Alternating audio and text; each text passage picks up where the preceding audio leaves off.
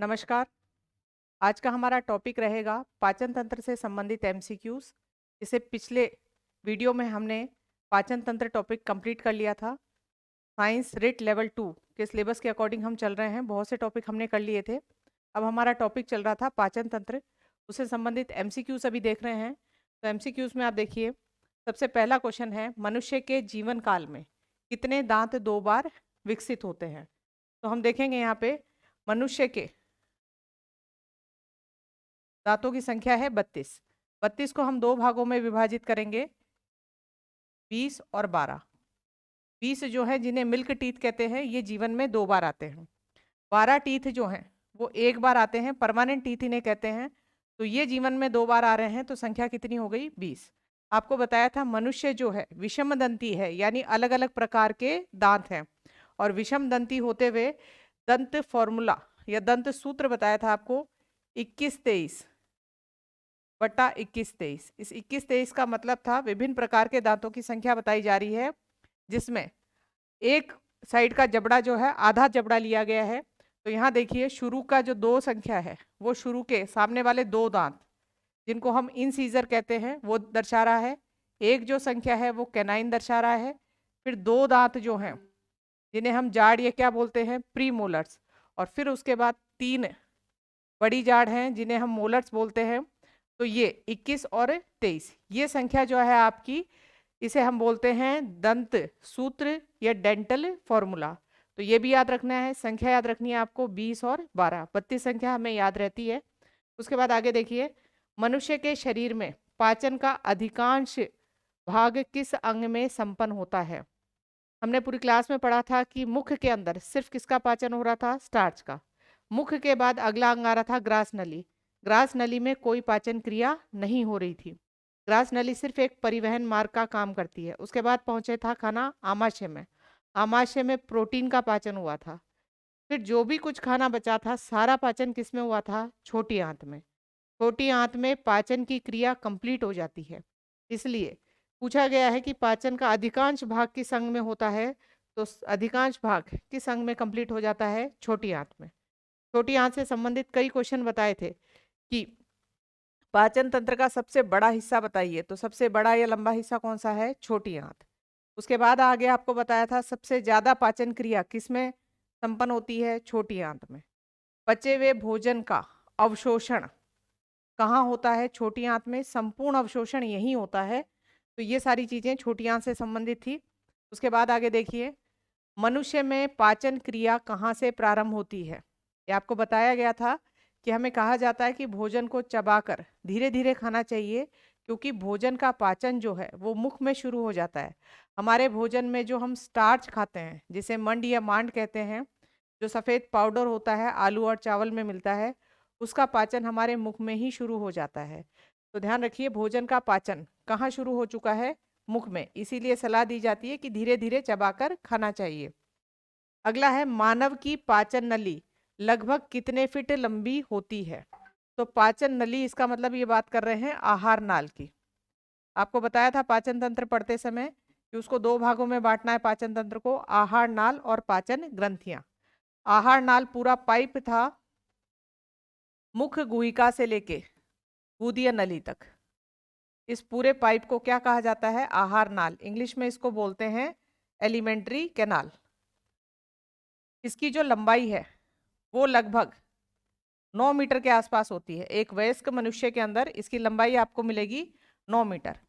अब आपने 9 मीटर पढ़ लिया, लेकिन यहाँ जो उत्तर है वो किस में पूछा गया है? फीट में। तो आपको थोड़ा अंदाजा होना चाहिए कि 1 मीटर में 3.28 फीट के आसपास होता है। तो 9 मीटर में लगभग इसको आप 3.28 से गुणा करोगे तो ये अंदाजन आपका 29 के आसपास आएगा, 29 पॉइंट कुछ। तो यहाँ से आप ऑप्शन देखोगे तो मानव की पाचन नली जो है कितने फीट लंबी पूछी है? 16, 18, 22 और 32। तो आपका उत्तर इसके पास में आ रहा है, तो आंसर कितना आएगा? 32। ये ध्यान रखिए, यदि हमसे पूछा जाए कि मनुष्य की छोटी आंत की लंबाई बताइए, तो छोटी आंत की लंबाई लगभग 6 से 7 मीटर होती है। और जबकि पूरी आहार नाल जो है मुख गुहिका से लेके गुदीय नली तक, वो कितनी है? 9 मीटर। तो इसमें उत्तर आ जाएगा आपका 32 फीट। उसके बाद आगे देखिए, मुख में मंड यानी स्टार्च का शर्करा में पाचन किसके द्वारा किया जाता है? इसमें ध्यान रखिए, आपको बताया था मुख में जो लार स्त्रावित होती है, लार के अंदर 99% तो है जल और 1% इसमें पाए जाते हैं एंजाइम। एंजाइम में हमने 2 एंजाइम पढ़े थे, एक का नाम था लाइसोजाइम और दूसरा एंजाइम था टाइलिन। टाइलिन जो एमाइलेज भी कहलाता है, ये टाइलिन एंजाइम जो है ये किसका पाचन करता है? स्टार्च का। लाइसोजाइम का काम था जीवाणुओं को नष्ट करना, जिसमें आपको बताया गया था यदि बासी भोजन खा लेते हैं उसमें जीवाणु हैं तो जीवाणुओं को नष्ट कौन करेगा? लार में उत्पन्न कौन सा एंजाइम? लाइसोजाइम। और टाइलिन एंजाइम किसका पाचन करता है? स्टार्च का। तो यहाँ आप देखिए उत्तर कौन सा आएगा? टाइलिन। अगला है कौन सा पाचन तंत्र का हिस्सा नहीं है? तो पाचन तंत्र पूरा पड़ा था, उसमें देखा था यकृत पित्रस निकालता है जो वसा के पायसीकरण में सहायक होता है। यकृत से निकला पित्रस किस में जमा होता है? पित्ताशय में। आंतें जो हैं, छोटी आंत बड़ी आंत, ये भी पाचन में सहायक होती हैं। कॉर्निया शब्द हमने कहीं नहीं देखा, कॉर्निया आंख में होती है, तो ये पाचन तंत्र का हिस्सा नहीं है। उसके बाद अगला क्वेश्चन देखिए। अगला क्वेश्चन है शरीर के लिए एंजाइम आवश्यक होते हैं क्योंकि। ये चीज मैंने बताई थी आपको कि क्वेश्चन ऐसे आ जाए कि भोजन को पचाने के लिए किसकी आवश्यकता होती है, तो ध्यान रखना है एंजाइम की। बिना एंजाइम के भोजन का पाचन नहीं होता है। तो एंजाइम जो है वो शरीर के लिए जैव रासायनिक क्रियाओं के उत्प्रेरक थे। ये समझाया गया था आपको कि हमारे भोजन में 3 पोषक पदार्थ हैं, एक तो था कार्बोहाइड्रेट, दूसरा था प्रोटीन, तीसरा था फैट जिसको हम हिंदी में बोल देते हैं वसा। पोषक पदार्थ ये जो 3 है इन्हीं का पाचन होता है। कार्बोहाइड्रेट पचने के बाद किस में बदलता है? ग्लूकोज में। प्रोटीन पचने के बाद अमीनो अम्ल में, और वसा पचने के बाद वसीय अम्ल प्लस ग्लिसरॉल में। जो 6 पोषक पदार्थ आप खा रहे हैं उसमें से पाचन इन 3 का ही हो रहा है, यानी जटिल पोषक पदार्थों को किस में बदला जा रहा है? सरल में। लेकिन इनको इनमें बदलने के लिए किसकी आवश्यकता होती है? एंजाइम की। बिना एंजाइम के पाचन नहीं हो सकता, एंजाइम की उपस्थिति जरूरी है। उसके बाद आपको बताया गया था कि जिस प्रकार से रासायनिक अभिक्रिया में, जैसे ये अभिक्रिया है A+B, उत्पाद बन रहा है AB और यहाँ Z को बैठा रखा है, Z की उपस्थिति जरूरी है। Z ने ना तो इधर भाग लिया है, अभिकारक की तरफ भी भाग नहीं लिया है, उत्पाद की तरफ भी भाग नहीं लिया है, लेकिन ये अभिक्रिया संपन्न होने में इसकी उपस्थिति जरूरी है। इस Z को यहाँ कहा जाएगा उत्प्रेरक। रासायनिक अभिक्रिया का क्या है? उत्प्रेरक है। इंग्लिश में बोलते हैं कैटेलिस्ट। बिना उत्प्रेरक के अभिक्रिया संपन्न नहीं होगी। सेम स्थिति यहाँ है कि बिना एंजाइम के अभिक्रिया संपन्न नहीं होगी, तो एंजाइम भी क्या है? उत्प्रेरक है। लेकिन ये उत्प्रेरक हमारे शरीर में है, जीवित शरीर में, इसलिए इसे क्या कहा जाता है? जैव उत्प्रेरक। इंग्लिश में बोलते हैं बायो कैटेलिस्ट। ये सारी चीजें आपको बताई गई थी, तो यहाँ क्या लिखा है कि ये जैव रासायनिक क्रियाओं के क्या हैं? उत्प्रेरक हैं एंजाइम। अगला देखिए, दूध प्रोटीन को पचाने वाला एंजाइम। ये हमने देखा था कि आमाशय के अंदर जठररस में एक एंजाइम निकल रहा था जिसका नाम था रेनिन, जो किसके पाचन में सहायक होता है? दूध के पाचन में। आपको बताया था कि बच्चों में रेनिन की मात्रा ज़्यादा होती है, इसीलिए उनके भोज्य पदार्थ में दूध की मात्रा ज़्यादा होती है, जिससे वो दूध को आसानी से पचा लेते हैं। जैसे जैसे हमारी उम्र बढ़ती जाती है, रेनिन एंजाइम जो है वो हमारे शरीर में कम निकलता है, जिससे दूध को पचाने में आसानी नहीं रहती, तो हम आहार में दूध की मात्रा को क्या कर देते हैं? कम कर देते हैं। तो ध्यान रखिए, दूध प्रोटीन को पचाने वाला एंजाइम जो है उसका नाम था रेनिन, और ये कहाँ निकलता है? आमाशय में। अगला देखिए आप, अगला क्वेश्चन है अधिकतम पोषक तत्व रक्त में कहाँ से अवशोषित होते हैं? भोजन का जो अवशोषण बताया था आपको कि पाचन के बाद भोजन का क्या होता है? अवशोषण। हमने देखा था आमाशय, आमाशय के बाद जो अंग आ रहा है वो है छोटी आंत। छोटी आंत जो है, छोटी आंत से भोजन का पाचन शुरू हो जाता है। और कंप्लीट अवशोषण, भोजन का पाचन नहीं, भोजन का अवशोषण। भोजन का अवशोषण छोटी आंत से शुरू हो रहा है, भोजन किस में जा रहा है, रक्त में। यानी अवशोषण किसके द्वारा किया जा रहा है। अगर क्वेश्चन ये पूछा जाए आपसे कि भोजन का अवशोषण किसके द्वारा किया जाता है, तो द्वारा तो कौन है, रक्त। किस अंग से हो रहा है, तो छोटी आंत से। और पूरे पचे हुए भोजन का अवशोषण कहाँ से हो जाएगा, छोटी आंत से। तो यहाँ है अधिकतम पोषक तत्व रक्त में कहाँ से अवशोषित होते हैं, छोटी आंत से। छोटी आंत के बाद अगला अंग जो आता है बड़ी आंत। बड़ी आंत में जो अवशोषण है वो सिर्फ दो ही चीजों का होता है, जल का और खनिज लवण का। जल और खनिज लवण इसमें से अवशोषित कर लिए जाते हैं, रक्त में ले लिए जाते हैं। तो ये ध्यान रखेंगे, पचे हुए भोजन का संपूर्ण अवशोषण किस में होता है, छोटी आंत में। अगला है लार में कौन सा एंजाइम पाया जाता है, यह भी पहले भी देखा था हमने। तो लार के अंदर कौन सा एंजाइम पाया जाता है, टाइलिन, जो किसका पाचन करता है, स्टार्च का। अगला क्वेश्चन देखिए, पेट में भोजन को पचाने के लिए निम्नांकित में से किसकी खास आवश्यकता होती है। तो ध्यान रखिए, भोजन को पचाने के लिए पानी नमक की जरूरत नहीं है, भोजन को पचाने के लिए किसकी जरूरत है, एंजाइम की। बिना एंजाइम के भोजन का पाचन नहीं हो सकता है। अगला क्वेश्चन है, लार किसके पाचन में सहायक होती है। ये रिपीट हो गया क्वेश्चन, किसके पाचन में, स्टार्च के पाचन में। अगला है, मानव के आमाशय में अम्ल X उत्पन्न होता है, एक अम्ल उत्पन्न होता है जो भोजन के पाचन में सहायता करता है, उस अम्ल का नाम बताना है। तो देखिए, हमने पढ़ा था कि आमाशय के अंदर जो ग्रंथियां हैं, जठर ग्रंथियां, उनसे एक रस निकल रहा था, जठर रस। और जठर रस के अंदर चार चीजें थी, मुख्यतः चार चीजों में हमने देखा था। एक तो अम्ल था, हाइड्रोक्लोरिक अम्ल। एक उसमें चिकना पदार्थ निकल रहा था जिसका नाम था श्लेष्मा, इंग्लिश में बोलते हैं म्यूकस। एक एंजाइम निकल रहा था जिसका नाम था पेप्सिन, और एक एंजाइम था रेनिन। इसमें रेनिन तो दूध के पाचन में सहायक था, पेप्सिन प्रोटीन के पाचन में सहायक होता है। श्लेष्मा जो है, ये श्लेष्मा इस आमाशय की दीवार पर सुरक्षात्मक आवरण बनाती है, ऐसी कवरिंग बनाती है जो इस दीवार की सुरक्षा करती है। अब किससे सुरक्षा करती है, ध्यान रखिए, इसमें निकल रहा है अम्ल HCl। ये HCl इसको कुरेद सकता है, क्योंकि अम्ल जो होते हैं उनका जो गुण होता है वो संक्षारण यानी कोरोजन का गुण होता है, जो उसको कुरेद सकता है दीवार को। दूसरी चीज, यहाँ एक एंजाइम निकल रहा है जिसका नाम है पेप्सिन। पेप्सिन एंजाइम किसका पाचन में सहायक होता है, प्रोटीन के पाचन में सहायक होता है। अब यहाँ आपको बताया भी था, एक क्वेश्चन आता है कि व्यक्ति यदि मांस युक्त भोजन करता है तो मांस जो है वो प्रोटीन का बना हुआ है, और उस प्रोटीन का पाचन कौन करता है, पेप्सिन। लेकिन ये जो आमाशय की दीवार है ये भी मांस की है यानी प्रोटीन की बनी हुई है, तो इसका पाचन ये पेप्सिन क्यों नहीं कर पाता।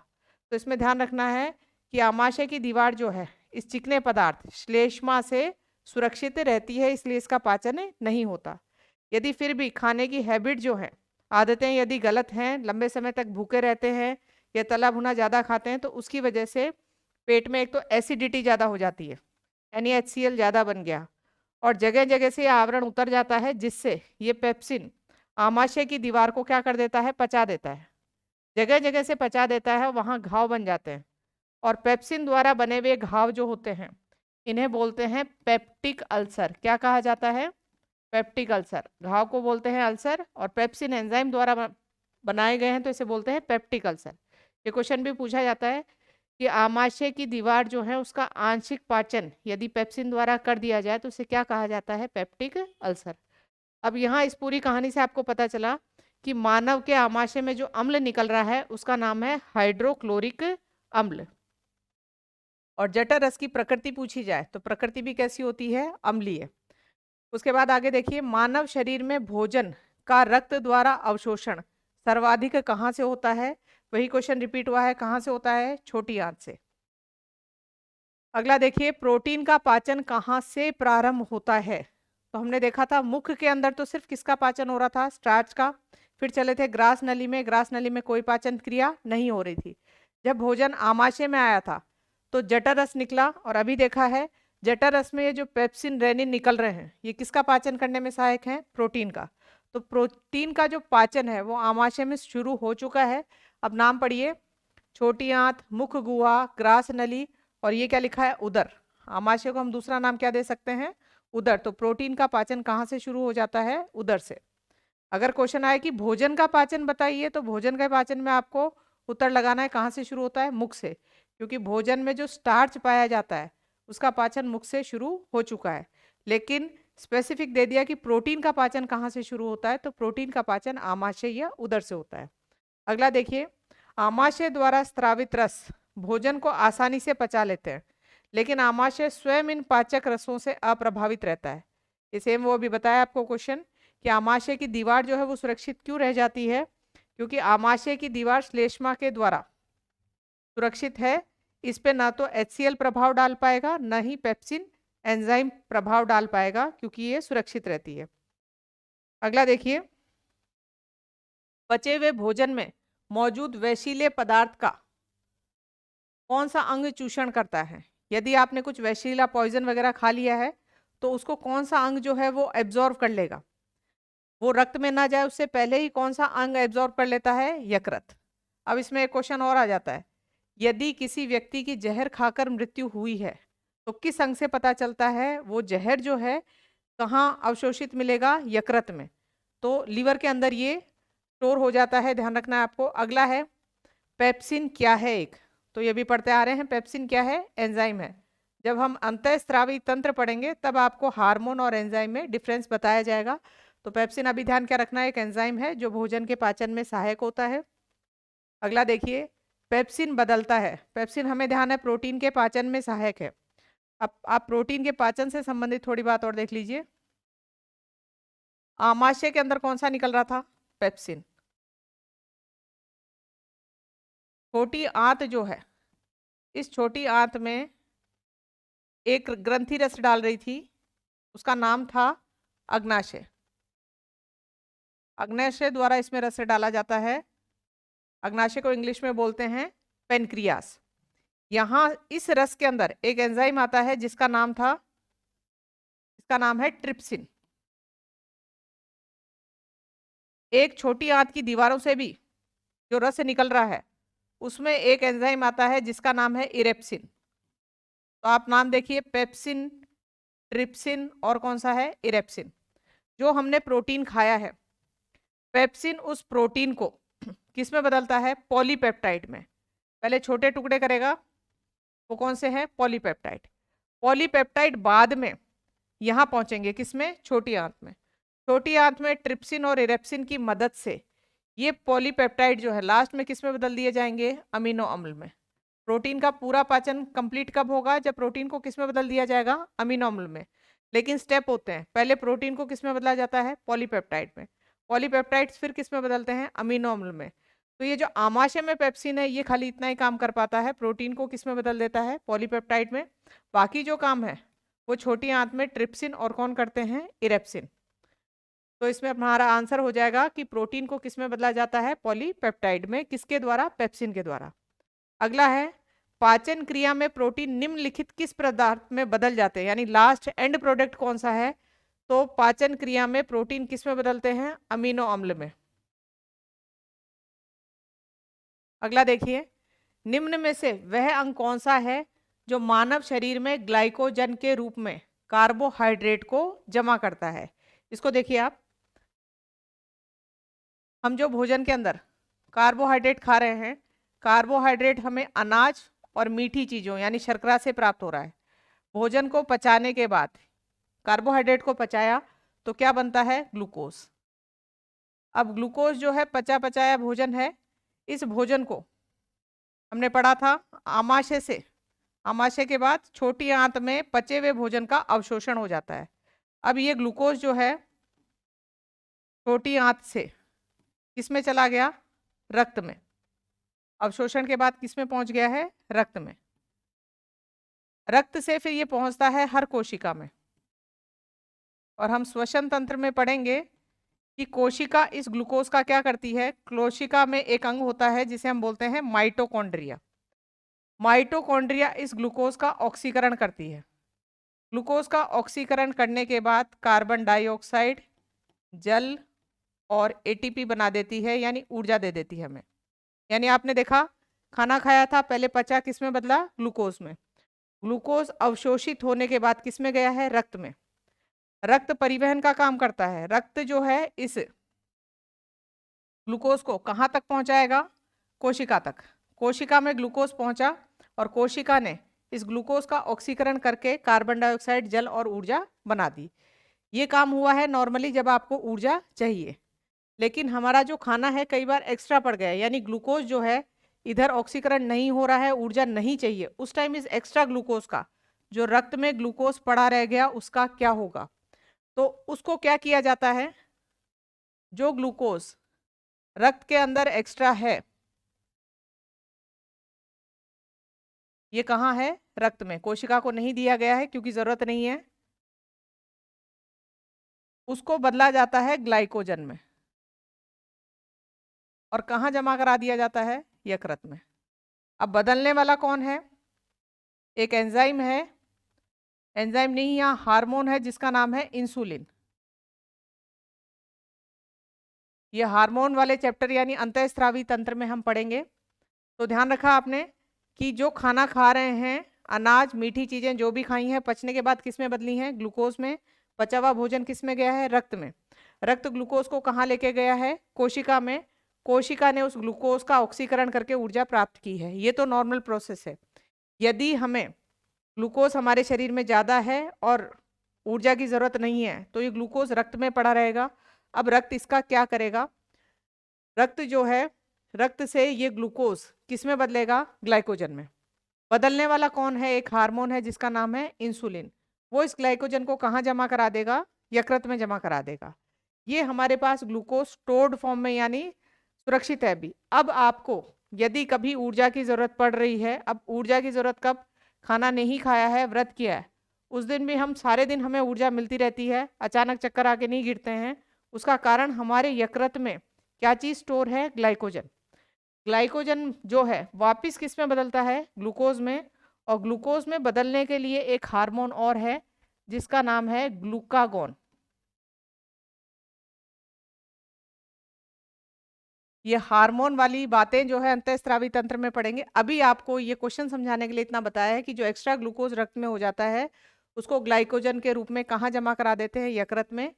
जब जरूरत पड़ती है तो ग्लाइकोजन को वापस किस में बदला जाता है? ग्लूकोज में।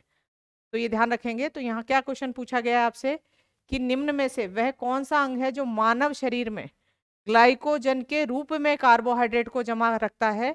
तो कौन जमा रखता है? यकृत। लीवर के अंदर ये खाना हमारा स्टोर रहता है। ग्लूकोज किस रूप में रहता है? लेकिन ग्लाइकोजन के रूप में। उसके बाद में यहाँ ध्यान रखना, अगला क्वेश्चन है पित्त निम्न में से किसके द्वारा पैदा किया जाता है? पित्तरस कहाँ से निकल रहा था? यकृत से। और इसकी पूरी कहानी समझाई थी आपको। पित्तरस में कोई एंजाइम नहीं होता। अब एंजाइम नहीं होता तो इससे यही पता चल रहा है कि पित्तरस पाचन नहीं करता है। पाचन नहीं करेगा तो थोड़ा स्पेशल काम कर रहा था जिसको हम बोल रहे थे वसा का पायसीकरण करता है। वसा का पायसीकरण यानी वसा के बड़े अणुओं को छोटों में तोड़ देता है। तो ये ध्यान रखेंगे इसमें। पित्तरस कहाँ से निकला? यकृत से। अगला है पित्त जमा कहाँ होता है? तो पित्तरस यकृत से निकल के, आपको पूरा चित्र के माध्यम से समझाया गया था कि यकृत के यहीं पे आगे गॉल ब्लैडर होता है। गॉल ब्लैडर जिसको हम क्या बोलते हैं? पित्ताशय। पित्तरस यहाँ से निकलता है, यहाँ स्टोर हो जाता है और फिर जब जरूरत पड़ती है तो छोटी आंत के अंदर ये पित्तरस भेजा जाता है। तो इसमें ध्यान रखना है पित्त कहाँ जमा होता है? पित्ताशय में, जिसका इंग्लिश नाम क्या है? Gall bladder. अगला देखिए, पित्त का प्रमुख कार्य। अभी बताया था कि पित्त रस में एंजाइम नहीं है तो पाचन तो करेगा ही नहीं। तो पहला दे रखा है कि वसा का वसीय अम्ल और ग्लिसरॉल में बदलना है, ये तो पाचन हो गया है, ठीक है। अगला है वसा अम्ल और ग्लिसरॉल का वसा में परिवर्तन होना, विपरीत बता दिया। वसा का पायसीकरण करना यानी इमल्सीकरण करना। तो ये हमारे जो क्वेश्चन है पाचन से संबंधित क्वेश्चंस आपको बता दिए गए हैं। अब अगला टॉपिक जो है वो हम लेंगे रक्त परिसंचरण तंत्र। बिल्कुल सिलेबस के अकॉर्डिंग चल रहे हैं। आपके सिलेबस में दे रखा है मानव के विभिन्न तंत्र, तो उसमें बताए थे हमें 7-8 तंत्र पढ़ने हैं, उसमें से हमने पाचन तंत्र कंप्लीट कर लिया है। अगला टॉपिक जो है हम वो रुधिर परिसंचरण तंत्र लेंगे। धन्यवाद।